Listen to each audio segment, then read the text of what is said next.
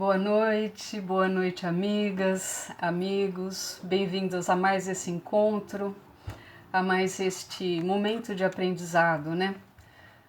Vamos agradecer então a toda a espiritualidade, a fraternidade espírita Allan Kardec, que nos auxilia, que nos dá forças, que nos inspira constantemente. Agradecendo também a Mãe Maria, a Jesus Cristo e a Deus Pai Todo-Poderoso, por todas as bênçãos que nos concede.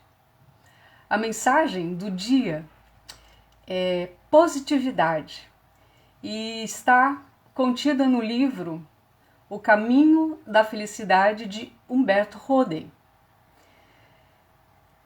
Então, nós vamos aguardar só mais um minutinho que o pessoal está chegando aí, né? Mas é isso. Então, a positividade, que é um tema que me parece tão difícil nos dias de hoje, mas a gente precisa ter um pouquinho de força, a gente precisa levantar os nossos, o nosso ânimo para poder enfrentar tudo isso que a gente está vivendo, né? Então, o texto começa da seguinte forma, contando uma breve história. O diretor de uma grande empresa comercial lhe costumava reunir, a cada ano, no final do ano, os seus colaboradores esparramados por todo o país, para uma espécie de orientação e balanço. Certa vez, em um tempo de crise econômica, os colaboradores estavam pessimistas, desanimados, e os seus relatórios só refletiam derrotismo.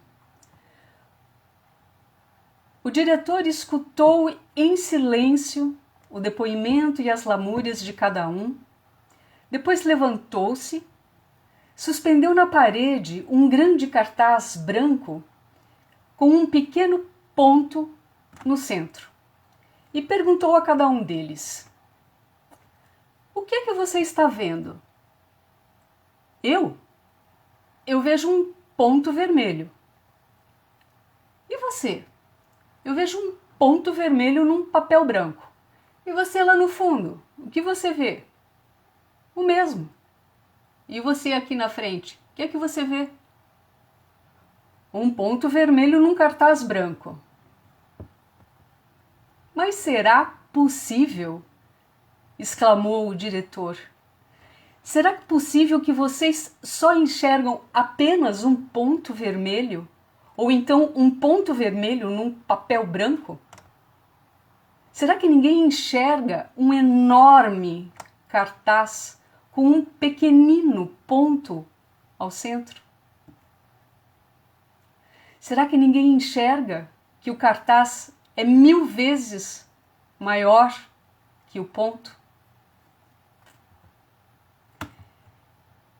E o diretor fez que os seus colaboradores enxergassem, apesar das inegáveis dificuldades que eles haviam encontrado no último ano no trabalho e em suas viagens, que eles também haviam, por outro lado, feito experiências muito positivas, entrando em contato com novos clientes em diferentes áreas, novos mercados, mesmo que pequeno, e assim colhendo informações preciosas em tempos de crise aguda.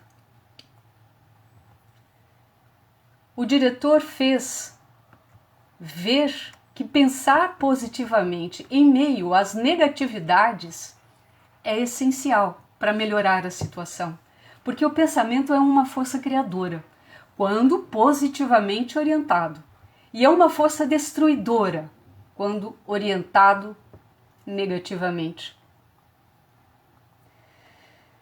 Lemos na biografia de Thomas Edison que ele fez nada menos que 700 experimentos infrutíferos durante longos anos para criar a lâmpada de filamentos incandescentes, aquela que a gente usou durante anos e anos em nossas casas. Hoje substituída pelas fluorescentes e a LED, mas ele foi o precursor. Ele não desistiu. E ao final deste período, desses longos anos, um auxiliar desanimado com tanto fracasso sugeriu a Edison que desistisse de futuras tentativas, porque depois de 700 tentativas não havia avançado um só passo.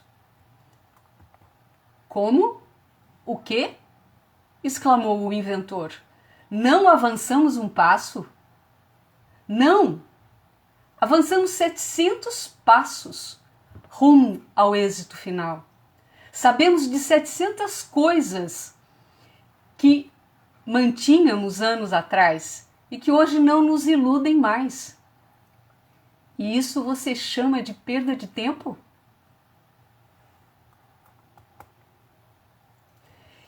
E nessas duas histórias, Humberto Roden escreve: há uma terapêutica para estabelecer paz e felicidade na alma e uma imperturbável harmonia na sociedade humana que consiste na observância da seguinte orientação.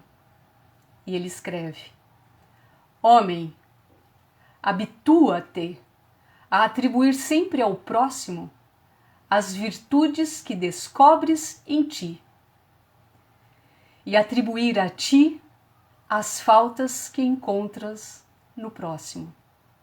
O remédio é de efeito infalível, embora seja amargo. Mas o que tem na primeira história com isso que Humberto Roden nos escreve e nos deixa como orientação? Ele diz que é o seguinte: pensar positivamente significa também não valorizar os fracassos, não focalizar, não realçar os males reais da vida, porque pensar neles de forma pessimista só vai te afundar. Mas pensar neles como uma grande aula, como uma master lição a ser aprendida, isso sim vai te fortalecer. Então, veja bem, Edison coloca, são 700 coisas a mais que nós não sabíamos e agora eu sei. Não foram 700 fracassos. É ver de forma diferente. E da mesma forma, nos nossos pensamentos, no nosso dia, quando a gente fica a macerar pensamentos negativos, a pensar sempre em doenças, com medo absurdo, é perigoso, porque quem vive a pensar em doenças acaba por ficar doente. Da mesma forma, quem vive a pensar e a falar na falta, nas fraquezas e nos fracassos do próximo, prepara o terreno para ele mesmo, para cometer o que censura nos outros, além de facilitar a continuação destas fraquezas e dos fracassos dos outros. Porque você o estimula a isso. E será que nós temos a noção do quanto incentivamos as fraquezas e fracassos alheios? Do quanto nossas opiniões e nosso modo de tratar as dificuldades dos outros os empurram mais rápido para o precipício? Será que nós temos essa percepção? Então, e Humberto Roden também escreve: não se acaba com os males, com as trevas, vociferando contra elas, mas acendendo silenciosamente uma luz no meio delas. O que ele quer dizer? que quem vive a lamentar covardemente o mal que fez, em vez de praticar corajosamente o bem que pode fazer, aduba o terreno para males cada vez maiores. Esse é um cuidado muito grande que a gente tem ao dar as nossas opiniões, a criticar e a instruir alguém, né? Instruir alguém quando ela erra, quando ela faz o mal, quando ela fracassa. Uma vez eu estava ouvindo uma palestra de um professor de tecnologia, né, da informação. Ele é PhD, ele mora na Holanda, e a entrevistadora perguntou para ele, né, depois da entrevista, sempre termina a entrevista, e ele faz, o que o senhor sugeriria? Ele falou assim, eu não vou sugerir nada, mas eu vou falar o que eu fiz e que hoje eu não faço por muito tempo. É quando ele ouve uma ideia e ele já prediz que não vai dar em nada. Tem que deixar estudar, tem que deixar acontecer. Mesmo que ele saiba que vai ter muita dificuldade, mas o aprendizado não é mais dele, é do outro. Então, o homem é aquilo que ele pensa, diz a Sagrada Sabedoria. Isso quer dizer que o homem se tornará aos poucos, no plano físico, aquilo que ele é no plano psíquico e mental dos seus pensamentos habituais. Todo mundo físico é uma projeção do Espírito Criador. E o mundo é um pensamento de Deus cristalizado em matéria. O mundo é a matéria. O mundo é a energia cristalizada em matéria. Da mesma forma, todo pensamento humano é criador ou é destruidor conforme as vibrações positivas ou negativas. Não há no mundo força maior que o pensamento, para o bem ou para o mal. Pode o pensamento positivo sanar o mais infecto dos lamaçais, mas pode também o pensamento negativo envenenar o mais belo dos jardins. Por isso, deve o homem vigiar constantemente os seus pensamentos, para que a sua percepção habitual não acabe por criar uma alma ou uma atitude indesejada que lhe dificulte a felicidade. Pensamentos positivos todos nós sabemos o que é. Benevolência, simpatia, seriedade, coragem, iniciativa, fé, esperança, espírito de amizade, conciliação, solidariedade. E pensamento negativo, obviamente, é tudo ao contrário. É o rancor, ressentimento, maledicência, desânimo, pessimismo, covardia, desconfiança. Mas se uma criatura pretende fazer mal ao outro, ela é a primeira e a pior vítima. Porque todo o mal é feito nela mesma, antes de atingir o seu objetivo externo. Ninguém pode fazer mal aos outros sem ser mal ele mesmo. Quem é objeto de um mal sofre apenas a sua quantidade externa. Mas quem é mal desagrada e degrada a sua qualidade interna. O que quer dizer isso tudo? Quer dizer que o mal que me atinge, que dói, machuca, magoa, não me faz uma pessoa má. Se eu for uma pessoa consciente da ética e da moral, eu vou enfrentar essa dificuldade sem revide, sem vingança, sem ódio. Mas essa dificuldade, porque essa dificuldade não atingiu a minha essência. Por isso, ele fere somente a quantidade externa do meu ser. Mas quem praticou o mal já está com seu íntimo degradado, atormentado por pensamentos negativos de raiva, vingança, inveja e etc. Então, ser positivo, pensar e sentir positividade é preparar o terreno para uma vida mais equilibrada, Ou melhor, é nessa atitude positiva é que está a felicidade. Quando por deslize de nossos pensamentos e nossas ações fazemos algo ruim, significa que precisamos nos interiorizar e rever os nossos sentimentos, porque algo interno está mal e precisa ser convertido, precisa ser restabelecido. O otimismo para se tornar um ser humano com vida e alma mais leve. Se estamos no plano da mentalização positiva, acontece algo positivo, construtivo. Mas se estamos no campo negativo, no campo da insatisfação, esses acúmulos provocam ondas que são destrutivas.